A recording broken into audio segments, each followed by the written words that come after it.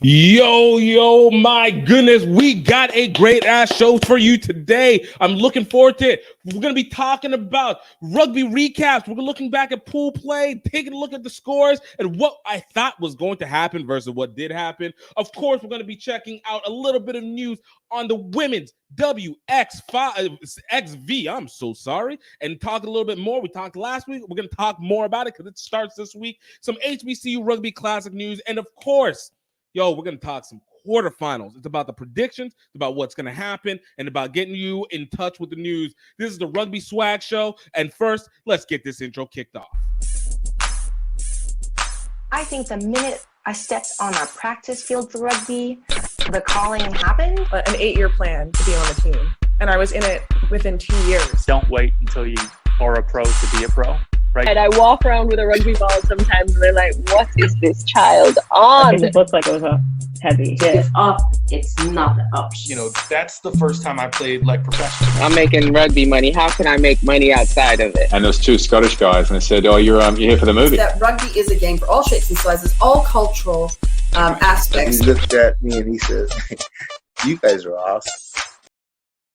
I am so excited, man. Welcome to Rugby Swag Show. My name is Gift Time Bailu. This is a show where we talk about things rugby and then, of course, the people that make, break, or have made things as a result of this sport.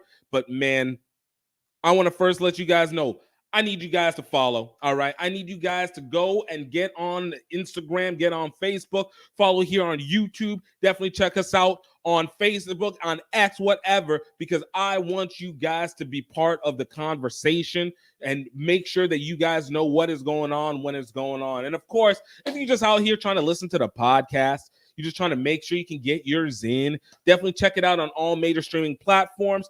You subscribe here on YouTube, youtube.com/gifttimerugby. Of course, you can find us on Twitch and on Facebook. Hey, man, this is what that life is all about. But, y'all, before we really kick in, we need to talk about our sponsor for this show, Health Enhanced Foods. All right, Health Enhanced Foods is the #1 specialty flour for your dietary needs. Y'all, we got some amazing flours, especially for people, especially as Thanksgiving is coming up. We got flours that need to be held. People got to eat bread without worrying about blowing up their stomach. And, you got your cranberry, you got your pumpkin pies, you got your pecan pie crust, you have your breads that you use, you got your stuffing. All that can be done and done well with Health Enhanced Foods, from spelt mixes to ketogenic and more. I want to make sure that you guys get it. And, of course, if you guys go ahead and go on the site and use promo code Rugby Swag, you get 10% off your first purchase. And man, it'll be absolutely worth it to make sure. So with that all being said, let's get into our first subject for the day. And that is our Rugby World Cup recaps. All right, man, I got to throw that music on because this is what it's going to be absolutely all about here. All right, let's go. So we had an amazing pool play. Of course, we have to go back and check out what we had chosen versus what we had thought was going to actually happen. And that's going to make all the difference here. So first and foremost, we had our first game, New Zealand versus Uruguay. Now, New Zealand, Uruguay was one that I don't think anybody had any, assumptions about this game. It wasn't going to be a good game whatsoever. But didn't realize how much it was. Score ended up being 73-0 in this one. Again, not as a surprise. Basically got it right. Next one, we had France versus Italy. Now, I thought this was going to be a much closer game because of the fact that you had a French team that was just coming off the collard. Italy obviously got his butt whooped. Absolutely mollywopped the entire time. And I thought that it would come a little bit harder. So, I thought it'd be still a decent game, but, Italy would probably catch something at the back end. Nah. Italy took these hands 60-7 against France. Not a close game. A lot of questions about Italy, but I honestly don't actually still feel like Italy is that bad of a team.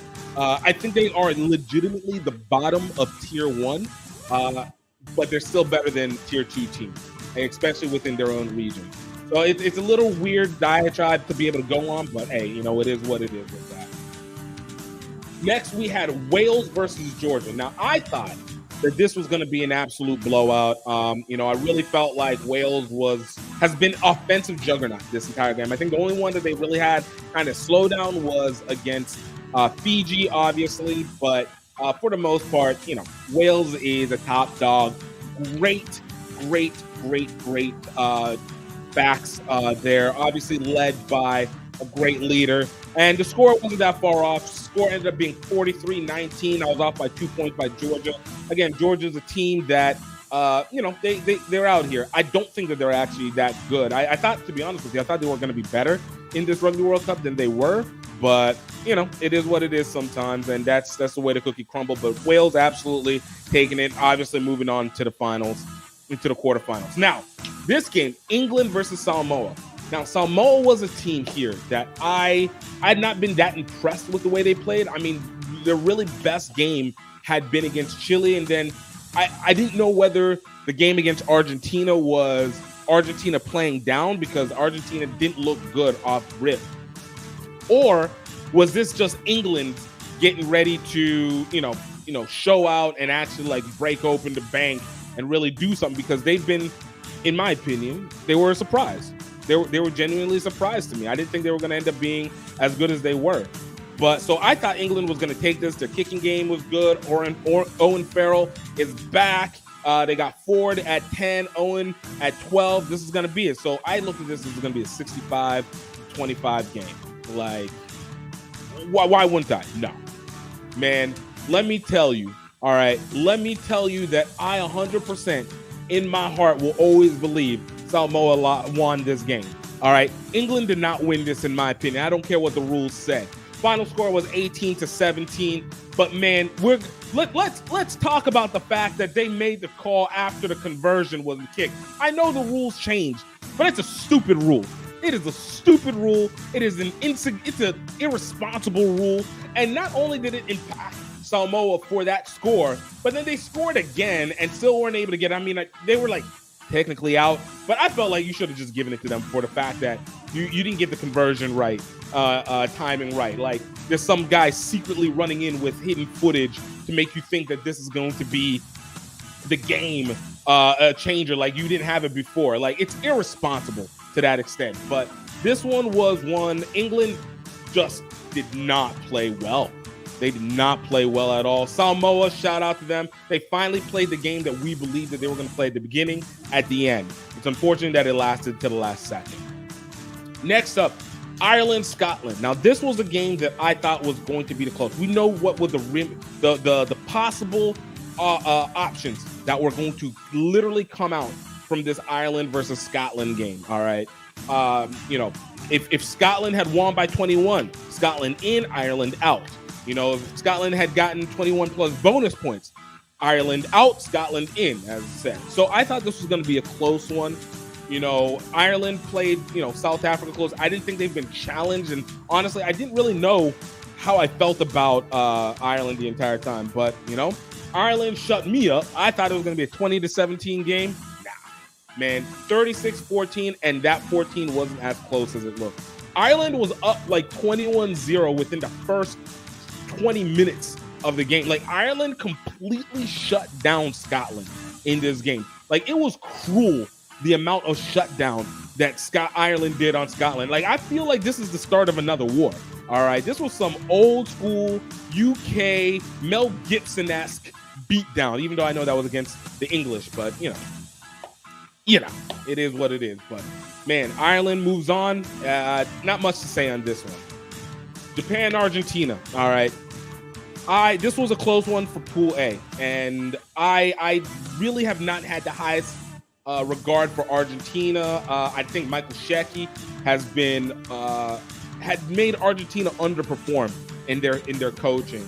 Japan, on the other hand, I thought they were a lot scrappier. I thought they were more fluid over the course of this pool play than Argentina was, and I was looking for them to take the next step, get a second quarterfinals placement and continue to push their set as being another tier 1 team, probably being within that lower end of the tier 1s as opposed to the top end of a tier 2. I think they technically got switched over, but I did think this was going to be close because neither team is particularly that strong, but 15-10 was what I initially predicted. And man, when I tell you that Argentina really turned it up in the second half, Japan was always chasing this entire game. Final score was 39-27 Argentina. And Argentina looked like they just had the firepower. Like, it was almost like they were finally like gathering up the people that they were supposed to have. And they were like, oh, you know what? Maybe we should be playing like that rugby championship team that played against Australia, a few weeks back, like a couple months ago. And let's actually like play like we're supposed to. And they did. Like, they didn't dominate hard, but they kept Japan out of bay each time. It was always just like score 2 steps forward, 1 step back for Japan. 2 steps forward, 1 step back. And you do that enough times, honestly, it's going to end up being what you end up seeing. So, big shout out, Argentina moving on. Tonga, Romania. Honestly, this was a mean-nothing game. This was bottom of the bunch. I call them the battle of the bottoms. Ain't no shit about it. I feel like Tonga is definitely a better team. Romania, obviously, I give them credit for, making it to it. But, I didn't think they were going to really do much. Tonga is a team of heart. Not a good tier 2 team, but they're going to beat another bad tier team. So I thought it was going to be 25-10, probably early scoring for Romania, and then Tonga would just take it away. But no. These guys really went at it. Tonga won 45-24. Romania, great showing. First time in the Rugby World Cup. I hope that they change the rules so that a team like this doesn't get in like that, because they were outmatched and over their heads in everything they do. Tonga, I'm glad that they finally got a good solid win. I'm not going to call them a disappointment because I don't think there was any expectations for them to begin with. But you got to shout out for the islands, man. I love whenever they can get theirs, and made it work. So ended Tonga, Romania, no auto qualifiers.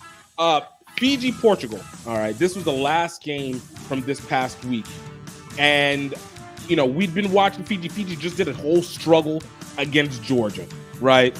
Whole struggle against Georgia, but nobody was expecting them to be like, oh man, we're gonna continue that. It was like, yo, you got the walkthrough. This reminded me, ironically, of 2002 New Orleans Saints, whenever they had a chance to make the playoffs and they had to go through the 3 worst teams in the league. Fiji literally had to go through the 2 worst teams and just butt smack them to get to the next round with ease, and even a possibility of maybe even jump. Well, they weren't going to jump Wales because they got the head-to-head, but at least to be able to show like you coming in with strength.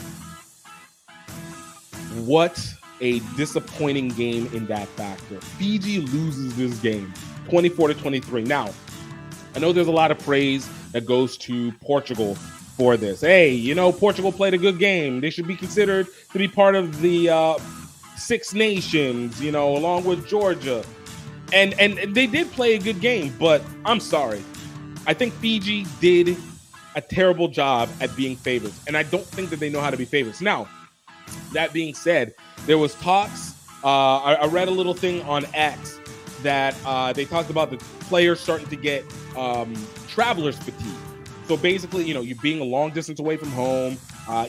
Fiji is from Paris is a solid almost 6 hours away, 6 hours away from maybe 8 from Fiji. So with a call from home, they've been in hotels for months, just traveling. This is a country that everybody's super, super close. You're stuck in the same place, no real relief, no real expert. So the wear down kicks in, and you could say, yeah, it happens to everybody, but Fiji 15s, this is amongst the first time in almost a decade that they've been in the quarterfinals. I think 2007 was the last time that they were in the quarter, that they were significant players at least to make the quarterfinals. And what 2011 was the last time that they actually made the Rugby World Cup. So to kind of see them wear down, I get it. But you got to be up for this, all right? You came here to play, all right? This is game time. And again, there's been arguments because obviously a lot of them are professional overseas, so I don't know how good that excuse is, but this result was ridiculous. This was ridiculous.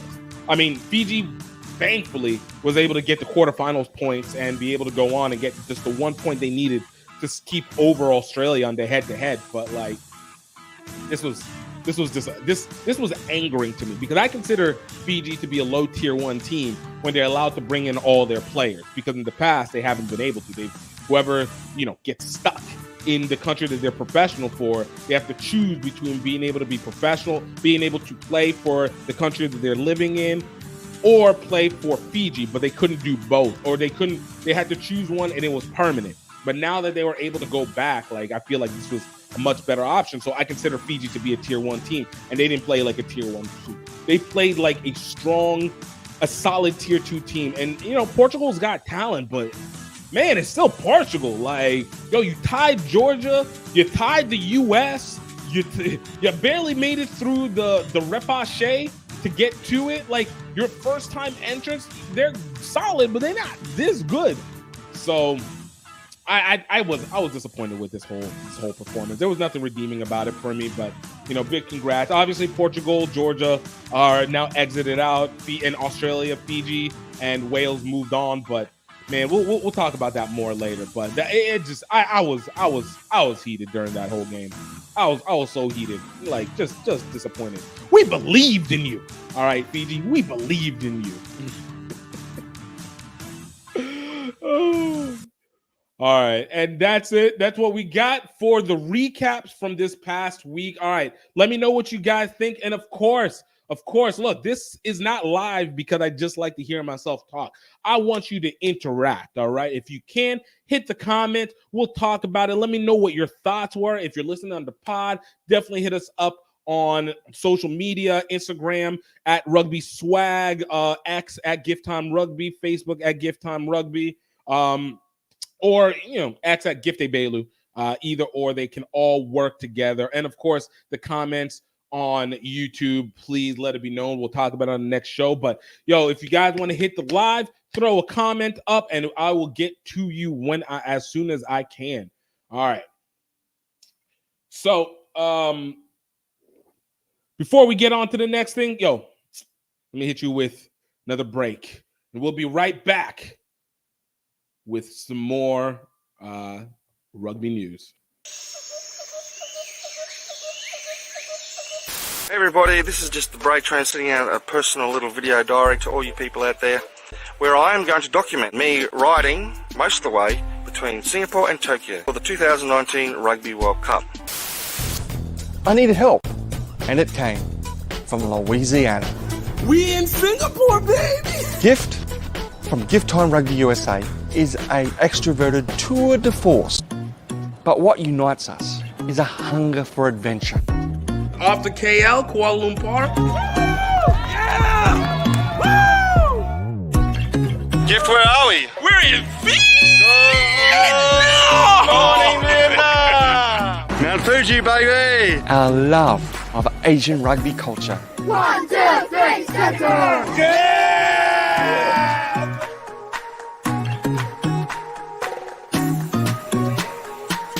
Rugby is starting to develop here in Cambodia for women as well. Valkyries, the mighty Valkyries!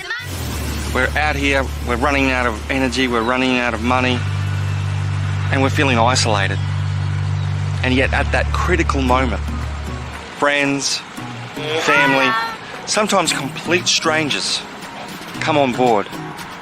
Before you know it, we're back in the game. Tokyo, here we come!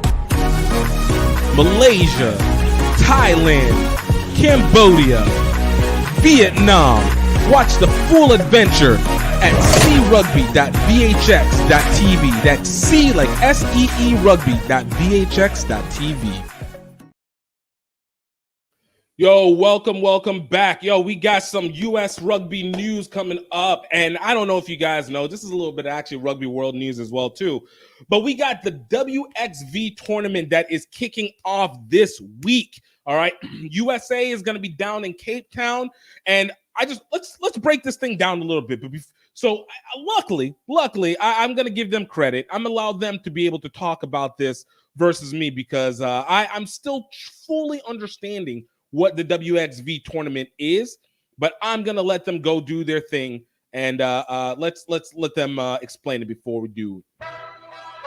It's all change in women's elite rugby.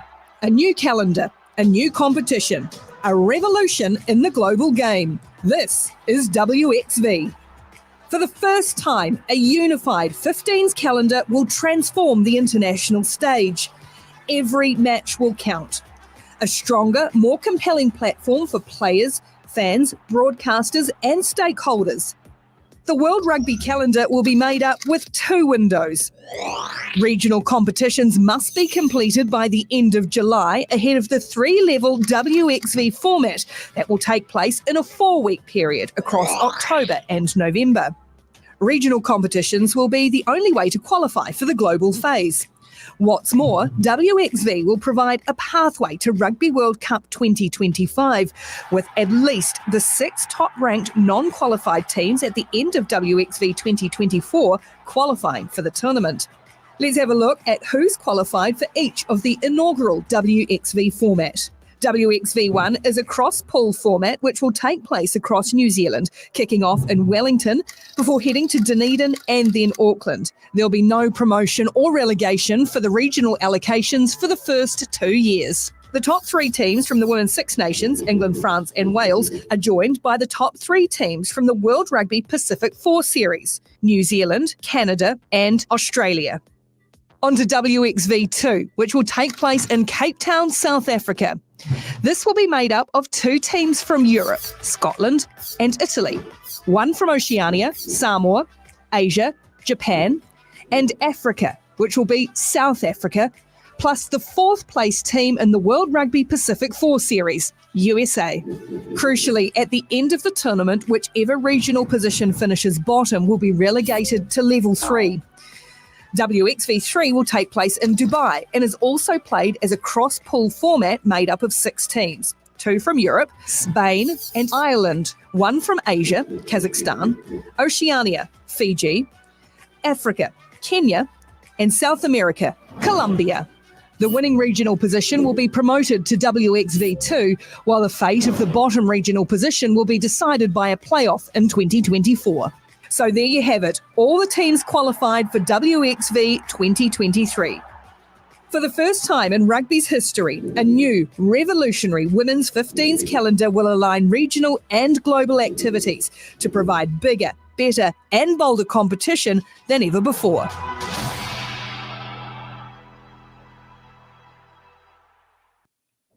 All right, so got it.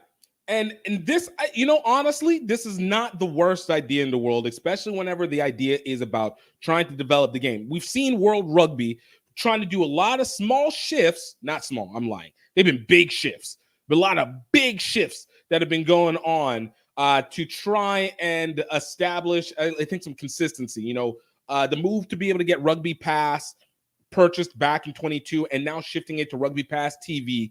Now the WXV, I think, is going to be the first major competition that they've done that's going to take it over and be able to get caught completely on rugbypass.tv, rugbypasstv.com or .rugby, whatever the hell it is. It's one of those.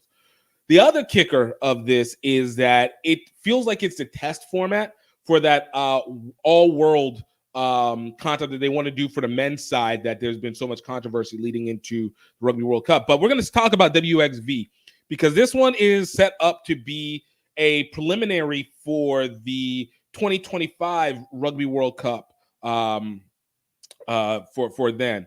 Now, I do like the idea that they have for this one and these multiple tiers. The interesting part being like tier 1, is basically made up of basically made up of the 6 teams that are part of the Women's Six Nation, top 3 teams from the cross regional, from the basically Pacific 4 that includes USA, Canada, New Zealand, Australia, and then we have that to make that first 6 for that first tier 1. Again, a good concept. All right, and then the tier 2, same concept, but bringing in Asia and Latin America. And then the tier 3 basically is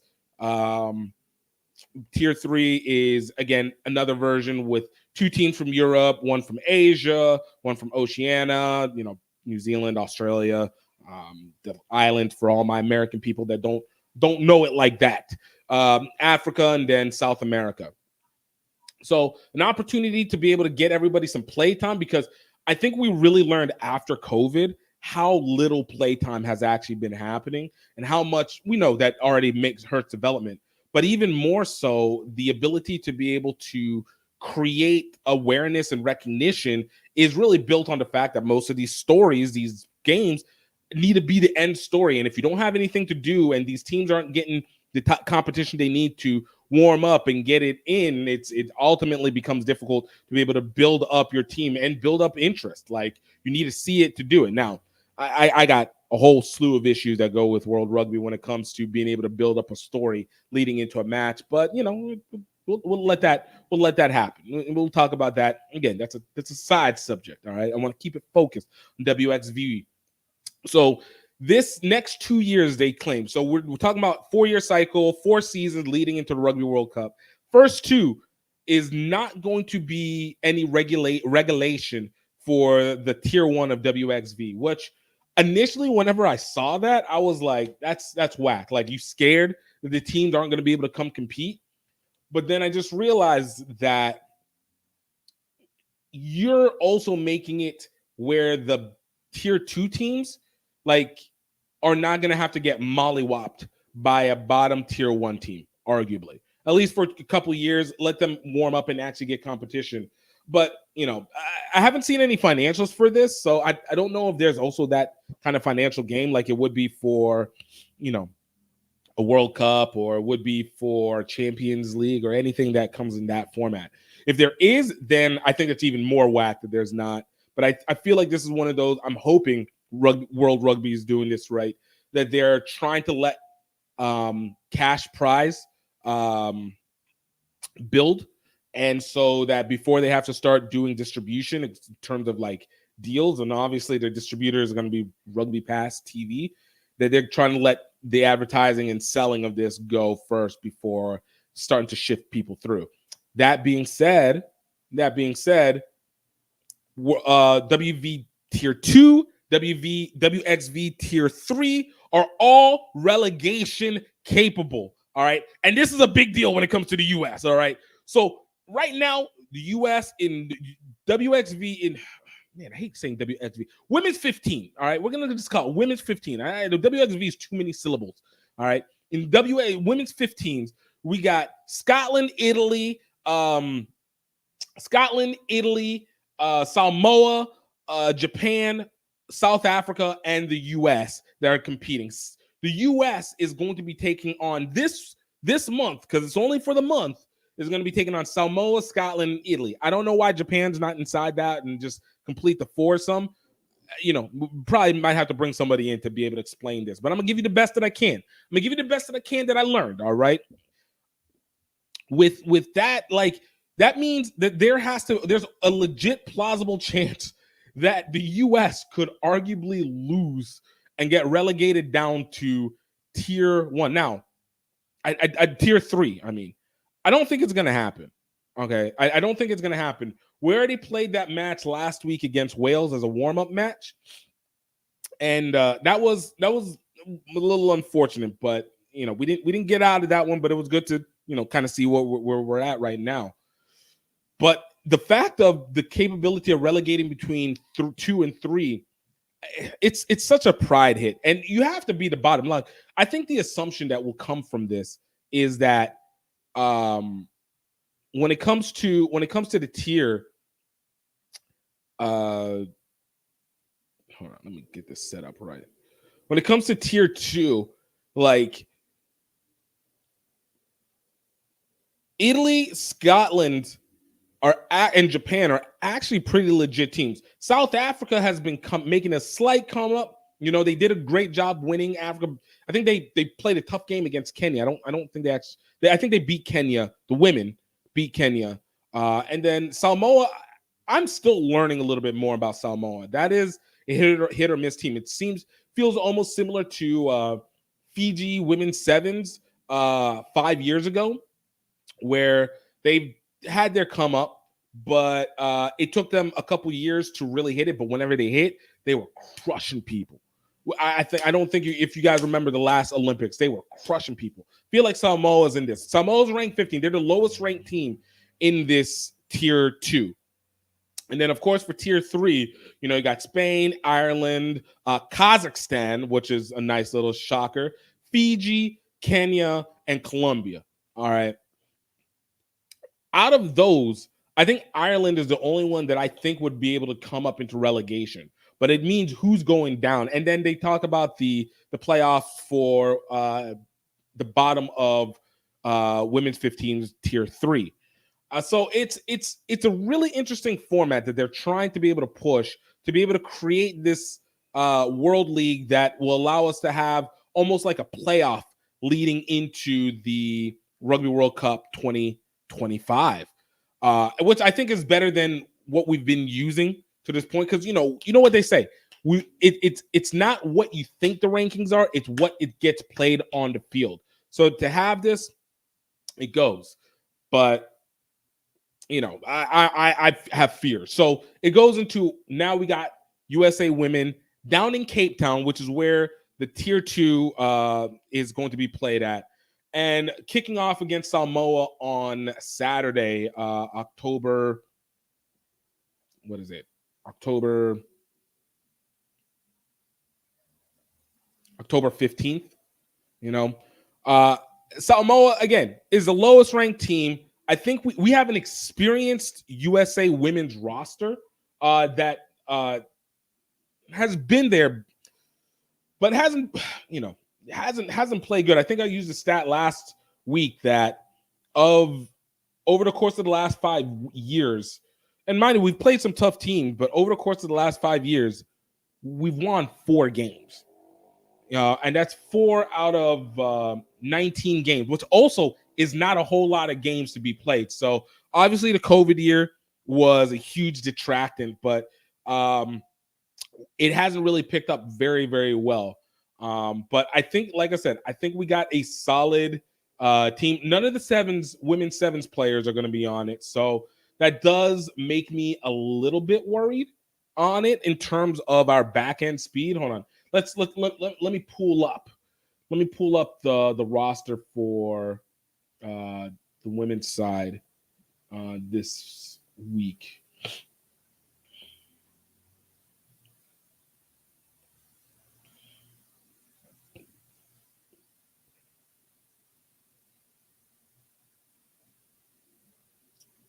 Let's.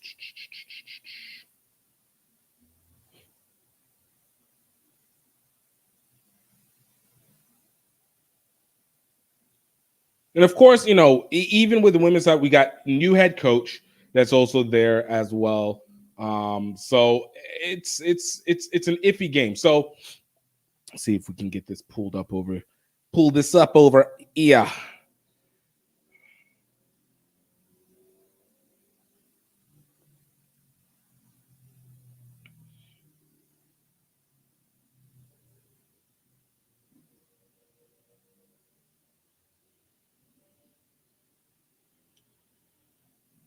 All right, so here we go.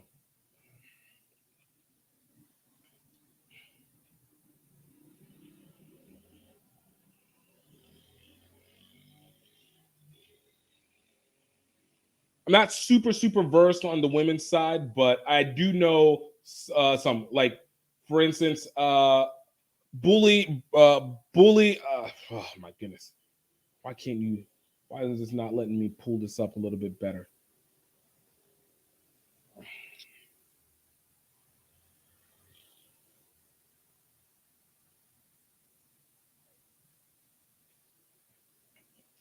Okay, well, we get what we can. But at 15 and at 13, I think are probably some of our strongest. Kate Zachary and Bully. I forgot how to say her name. I remember her from sevens. Absolute monsters off the edge. You know, we have new forwards. They've been doing their thing. I think not having people like Alicia Washington and whatnot on the team, I think, is kind of a big loss. Because that was some power in our props. But I think we have a lot of warm up, a lot of build up to be able to work with. And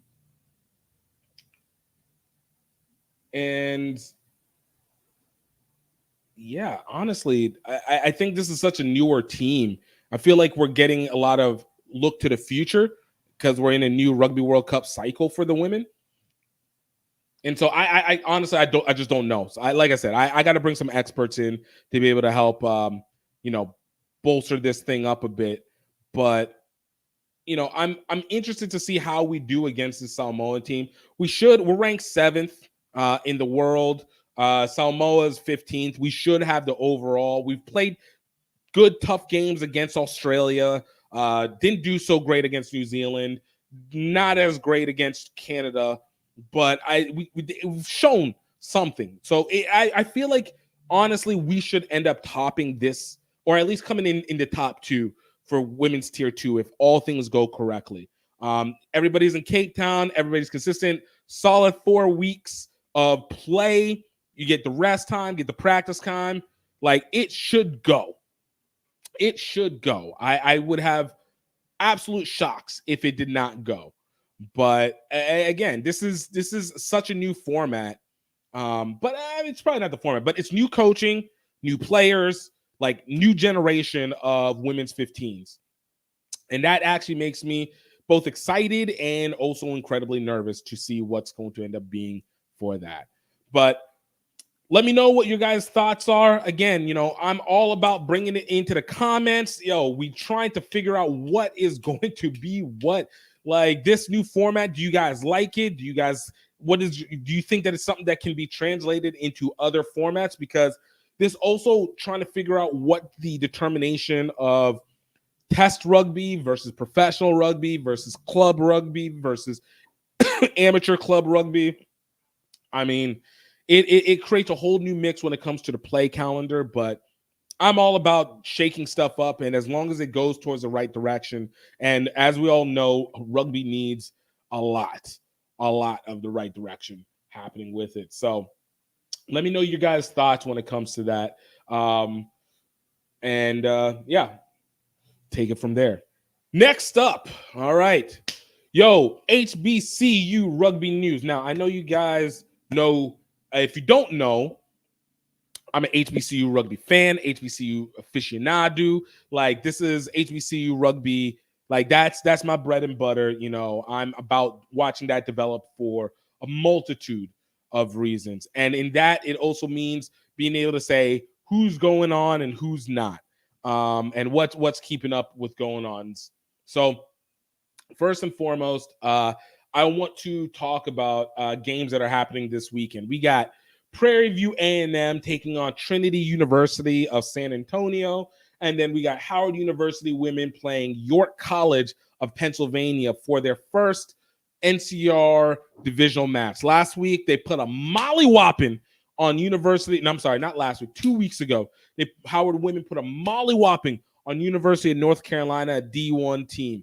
And 2 weeks ago, Prairie View A&M put a mollywhopping on Stephen F. Austin University in both really one-sided 40-plus games. I think Howard was 50-something, and Prairie View A&M was 40-something. Both of these teams are looking at another – I'm looking to expect them to have another big one like that. Like Trinity University is a small college in San Antonio. I consider this warm-ups for the spring itself, because when you're living in the South, it's football season, so most of our 15 season doesn't really kick off until you get into the springtime, wherever there's space and it's warm. But of course, that also clashes with the USA Sevens time or whatever like that. So, I mean, that's that's that. I look at Prairie View A&M and for them to go ahead and just probably run through this team. It's a strong, competitive Prairie View A&M team. I always say go support. You guys can check out more stuff about them at HBCURugbyClassic.com, and as well as Howard University.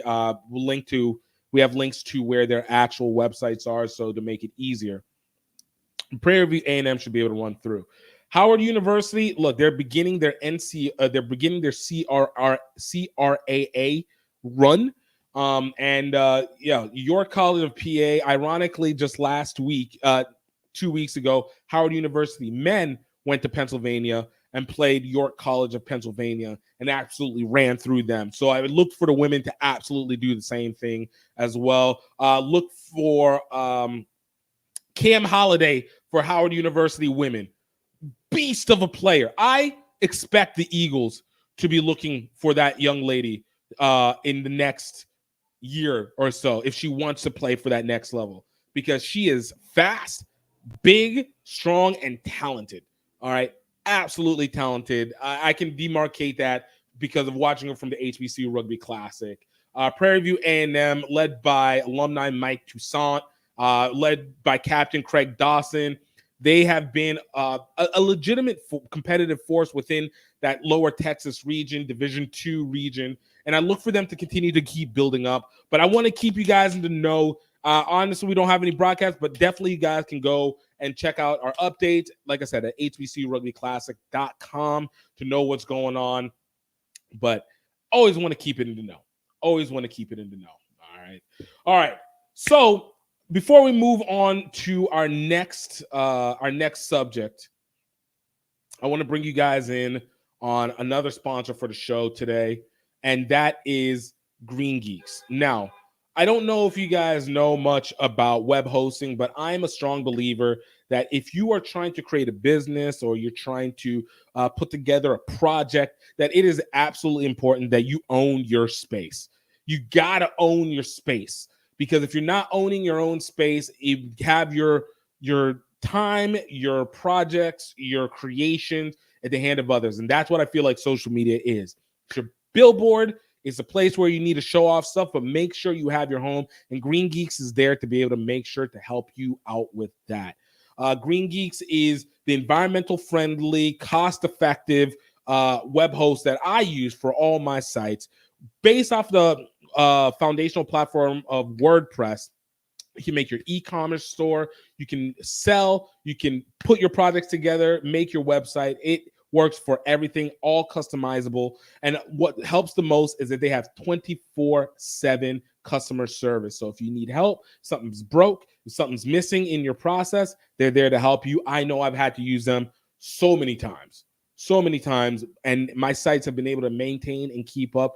And on top of that, they give you so much space. They just want you to cook, all right?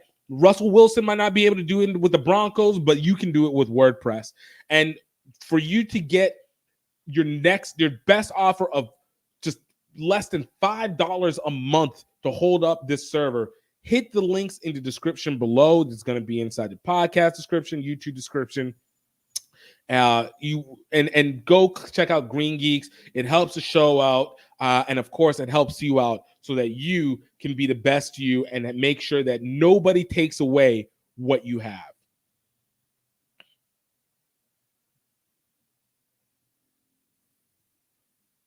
All right. So lastly on the show, I want to make sure that we go over the most important thing that came out of this tournament.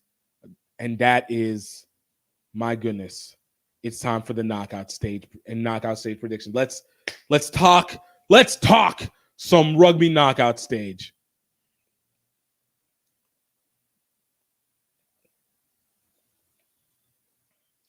All right. Get this. We got to get the music going. Got to get the music going.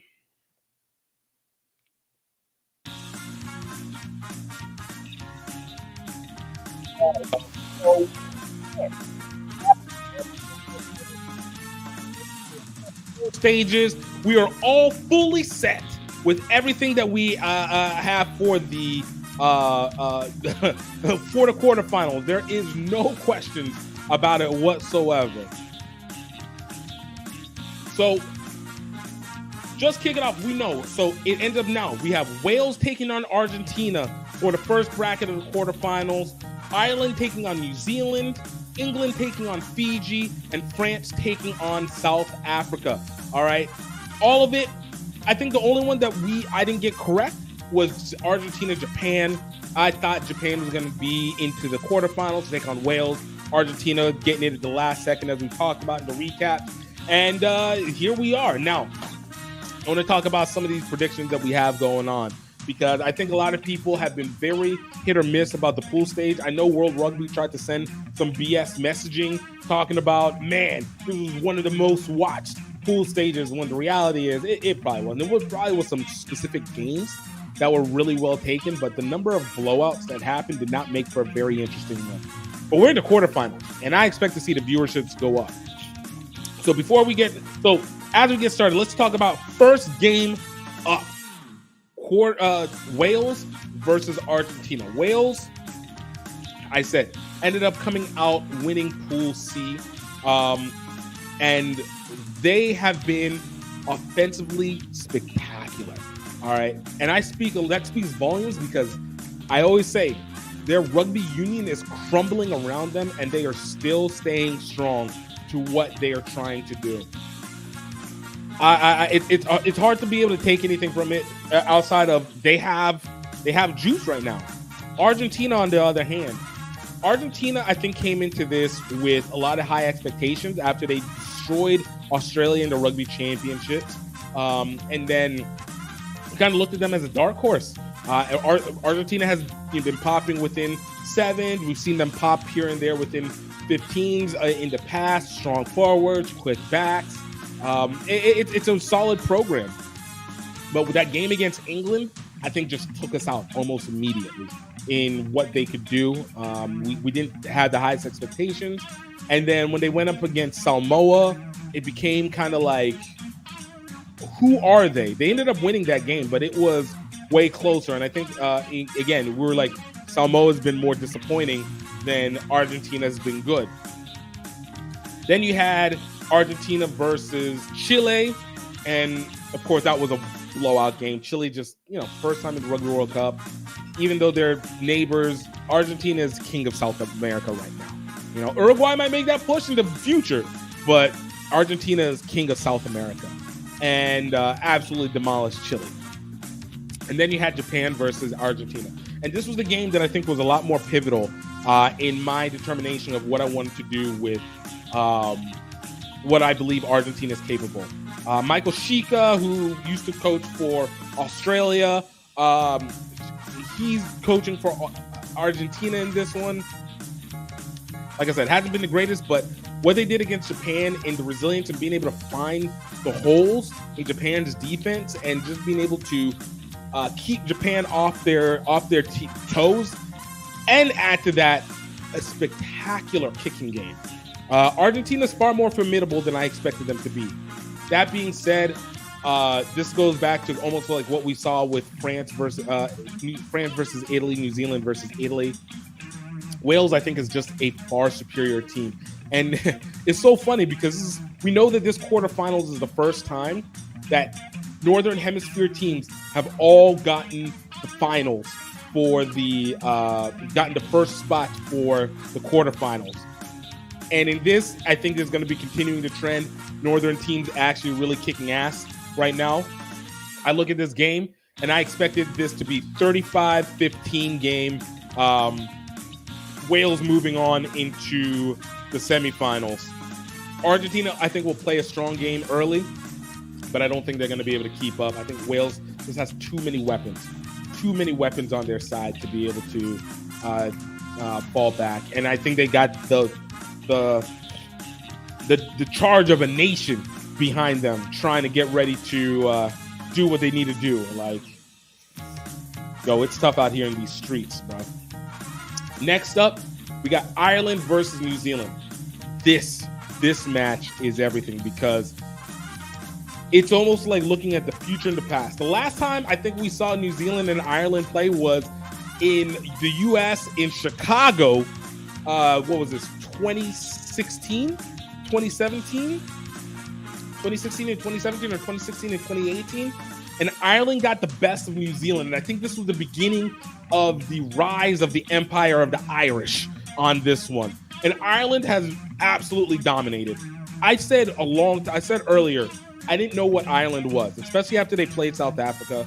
I don't think that they're necessarily better than South Africa, but they played a better game than South Africa, and that's competition. Sexton, absolutely killing it in the kicking. The substitutions, absolutely demolishing. The depth that Ireland has been remarkable. Who they've added in has been remarkable. Ireland is an island team with an Irish accent in some extent. Yo, I'm serious, yo. An Irish team with an island team with an Irish accent right there. But they have been absolutely dominant. Now, New Zealand, on the other hand, obviously against France, anything could have happened. But New Zealand obviously did not keep it up against France, and France was able to kill it in the second half of the second half of the game. From that point on, New Zealand basically has been wiping out everybody in the pool play. And it's almost like they kind of opened themselves up in the back end and just were like, no, we're not going to let this happen. I think the Italy game was really the quintessential, like, oh my, maybe they're not fully gone yet. Maybe they're not completely out of it yet. That being said, I don't think they're better coached. I think Ireland has a better coach. I forgot what his name is, but I think Ireland has a better coach. He has a better plan. Ireland is a stronger team. That is the number 2 defense in the country, in the world, in my opinion. The number 2 defense in the world is Ireland, and that is a brick wall. Like, if I want to say some of the top physical defenses of my lifetime, it would be the 2000 Baltimore Ravens. It would be the 2011 New Zealand All Blacks. It would be the 2019 South Africa Rugby World Cup champs, and it would be this year's 2023 Irish defense. No, I guess because I say number 2. It'd be maybe they are number 1. I'll give them number 1 defense. Number 1 defense. Okay, I'll give it over. But I'll give 2023 Irish defense because I need to prove my point. All right, like, they are a wall, a legit wall. If you can't kick, you ain't doing much. And I think this is one where New Zealand historically obviously has been great, but even still, outside of 2011 and 2015, New Zealand actually has been very underperforming in Rugby World Cups, and I think this is going to continue that trend. I do believe this is going to be a close game. I look at Ireland to be able to move on and get this 50-48. This is going to be an incredibly close game. I know I said top defense, but these are also 2 top scoring offenses, and I think they're going to be doing some real damage to each other on it. I think this is a high-scoring game, 50-48, Ireland moving on. Next up, you got England versus Fiji. This game, I think, is actually probably going to be the hardest game to be able to determine because I don't know what Fiji we're getting, all right? I don't know who we're getting at Fiji. Are we getting Fiji versus Wales, Fiji versus Australia? They have something to prove. They're fresh. They're coming off with the charge in the back. They got the spirit of Fiji running through their souls. They are trying to show the warrior nation what is up. Or do we get the play down to the opponent versus Georgia, versus Portugal, slippery fingers, trying to do too much, too many ISO plays, getting the field, not getting back, not keeping up with the players, not passing off. Like, this is the moment where Fiji needs to go up. And you got that Union Jack on your flag, all right? You have a responsibility to show England that you guys have to dominate this one, all right? But at the same time, while people have said that England has greatly underperformed in their pool, England has still come out on top, and they went 4-0, 3-1 by my schedule, but they went 4-0 in pool play. All right, they came out top, struggled against Samoa, struggled against Argentina, but they came out on top. And a lot of that has to do with the kicking. But that was before Owen Farrell came in.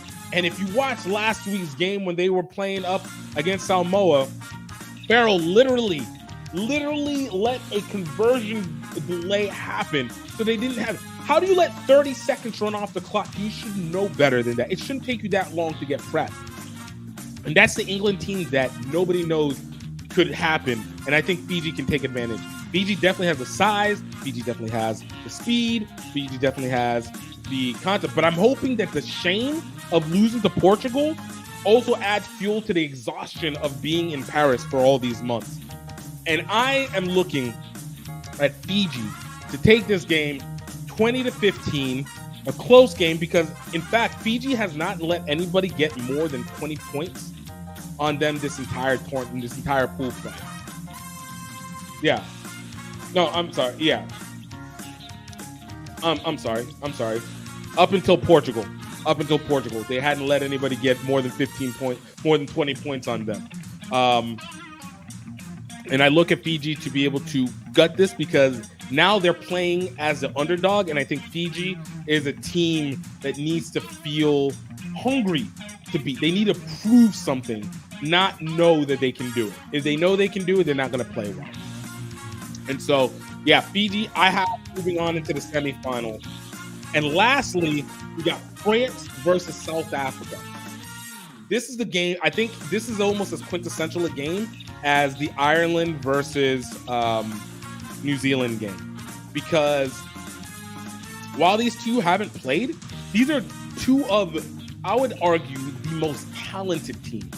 They have the most talent from top to bottom than any other team in the league, but they also have a propensity to underperform in key moments. South Africa, for example. South Africa had a chance to be able to beat Ireland, but what was the biggest issue? Their lack of kicking. Now, they have Pollard back, who was their primary kicker and has been key to being able to make the conversion from whatever point in position that they are. And I think that one is going to make a huge difference for a team like South Africa. On the flip side of it, you have France, who, if you guys remember, their captain, DuPont, got knocked out of the game, broke a jaw from Namibia head, that strong German African head, cracked down on some French. And he was out for a game or two, but it looks like they're putting the mask on him like he's Phantom of the Opera. Look for him to be back into play. And that's a huge leadership role, especially at a scrummy, because that distribution is going to be so key against what is, now I have to say, the second best defense in the world right now in South Africa, because I had to say Ireland is the best. But this defense is like bar none. Like they don't let nothing through. And they have to go. And what even makes it bigger is what's going to be done offensively. South Africa knows how to cut through, and France is going to really have to not choke for once, all right, when it comes key. They've been doing so well, but again, France in big moments. What happened? France is known as the most talented team, thought up to be number one. What happened? Choke against Ireland in the Six Nations. France is always choking when it matters most, but they have a chance to do this. I don't think they're going to do it, though. I think South Africa is a beast. They're on a different kind of beast mode. They are probably the most reckless hitting and running team in this entire competition. And I look at them to be able to take this game 30-27 and moving on to the semifinals, giving us our half and half, our East versus West, or I guess a true North versus South competitions with Wales and Ireland and Fiji and South Africa. I think France as a home team should have a good showing, but it's going to be tough. South Africa played with reckless abandon.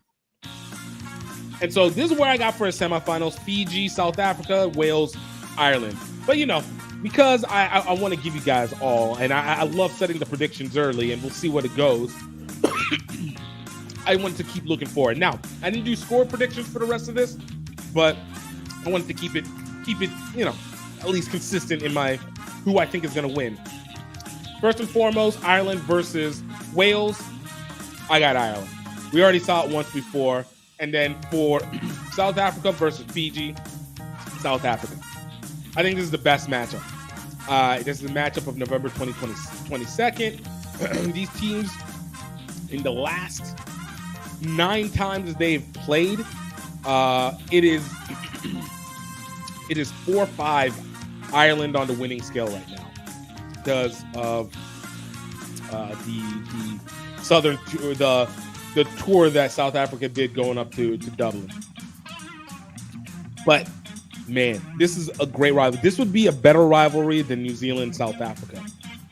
And I think this is one where it's hard because I would love to see South Africa win and be another repeat and represent for all that talent that resides within this team.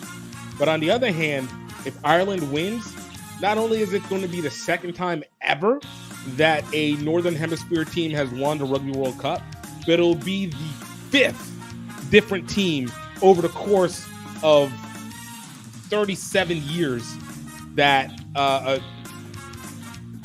35 years that a team has played in the Rugby World Cup, which is kind of a damn shame, to be perfectly honest with you. I really want it, but I got to stick with my gut. I still think that South Africa is the best team in this. I think they have the best talent, best offense, best defense for the offense. And I look at South Africa to end up getting the win in this game. I don't know what the final score is, but I think it'll be close. And I think this game will be phenomenal. And this is the type of game the Rugby World Cup needs because, legitimately the 2 top teams. Is the 2 top teams that know what they're doing. So let me know what you guys think.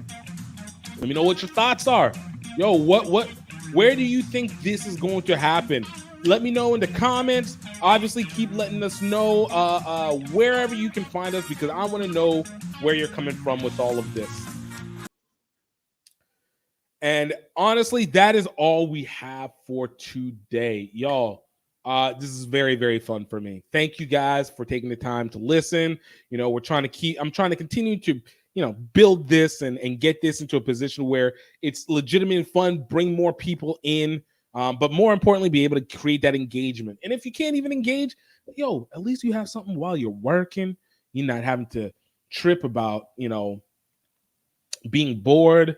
I know everybody's going back to return to the office nowadays, but we can have a little something. All right, you can have a little something to pass your day through. But in the time, y'all, like I said, thank you so much for taking the time to pay attention, to listen. Definitely, please still support our sponsors. Definitely check out some of our past episodes. We've got some great interviews. If you haven't had a chance to listen to them, we got more coming up soon. And of course, still check us out on youtube.com/GiftTimeRugby. Check us out on Twitch at GiftTimeRugby. You can check us out on X, on TikTok, Gift Time Rugby, on Instagram at Rugby Swag Show, though. And again, if you haven't subscribed on your podcast platforms, please take the time to. If you have, tell a friend, leave a comment, and just continue to help support as we try and bring more attention and really see if we can make sure we can turn this game back to the greatness that we're supposed to, because we are losing too much and it ain't fair. All right, we can't let this next generation lose this greatness that we've had the pleasure of having. So in the meantime, I want you to know that I hope that you're happy. I hope that you are healthy. And most importantly, I hope that you know that you are highly favored. Until next time, y'all. Cheers.